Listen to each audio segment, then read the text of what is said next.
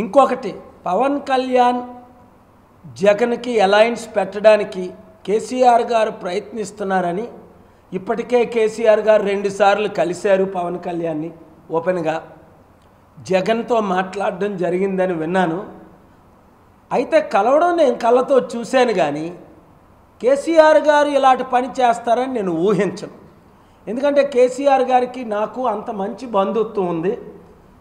2008లో ఆయన తాజ్ కృష్ణకు 2 సార్లు రావడం మీరు చూశారు. 2008లో చారిటీ సిటీకి రావడం చూశారు. పాల్గారు మీ సపోర్ట్ కావాలంటే అన్ని విధాలా నేను ఆయనకి సపోర్ట్ ఇచ్చాను.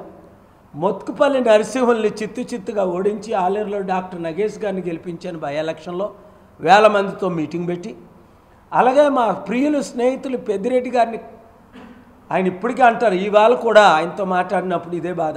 ఆ రోజు ఓడించడమే 20,000 మంది ఓట్లతో ఓడించి టీఆర్ఎస్ కెప్టెన్ గారిని గెలిపించాం. ఓడిపోయిన వాళ్ళు నా స్నేహితులు, గెలిచిన వాళ్ళు నన్ను మర్చిపోతున్నారు. మొత్తుపల్లి నరసింహులు ఇప్పుడు స్నేహితులే, పెద్దిరెడ్డి గారు స్నేహితులే. మరి గెలిపించిన కేసీఆర్ గారు నన్ను ఎలా మర్చిపోయారో నాకు ఊహకు అతీతం ఉంది. ఇంతవరకు నేను ఒక్క మాట కేసీఆర్ గారి గురించి నెగిటివ్ పలకల.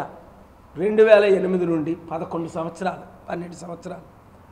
ఎందుకు అంటే ఆయన నా గురించి పలికిన మంచి మాటలు ప్రపంచంలో ఎవరిని కూడా అలా పొగుడుండరు. ఆయన అంత చక్కగా నేనంటే అభిమానం. అయితే మరి ఎందుకు కేసీఆర్ గారు 5 సంవత్సరాల్లో ఎన్నిసార్లు ప్రయత్నించినా కలవడం లేదో అర్థం అవట్లే.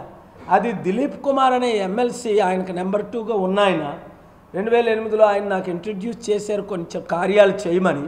దానిని బట్ట దిలీప్ కుమార్కి నాకు ఎటువంటి సంబంధాలు లేవు. దిలీప్ కుమార్ మొన్న అహ్మద్ పటేల్ గారు వచ్చినప్పుడు సంగ్రిల్లా హోటల్కి December 27 జ్యోతి కూడా ఉంది. దిలీప్ కుమార్ గారు ఆయన మిస్సెస్ అక్కడే ఉండి 5 నిమిషాలు పరిచయం చేయండి అన్న. అహ్మద్ పటేల్ గారు గంటన్నర కూర్చున్నారు కాంగ్రెస్ నాయకులు, కానీ దిలీప్ కుమార్కి నేను పరిచయం చేయాలి. మరలా జనవరిలో కూడా ఆయన ఒక 10-15 మెసేజ్లు పెట్టినా నేను దానికి రెస్పాండ్ అవ్వలేదు. ఎందుకంటే కేసీఆర్ గారికి నాకు మధ్యన ఆయనే గొడవ పెట్టారని విన్నా. దిలీప్ కుమార్ గారికి 2008-9 నుంచి నాకు పరిచయాలే లేవు.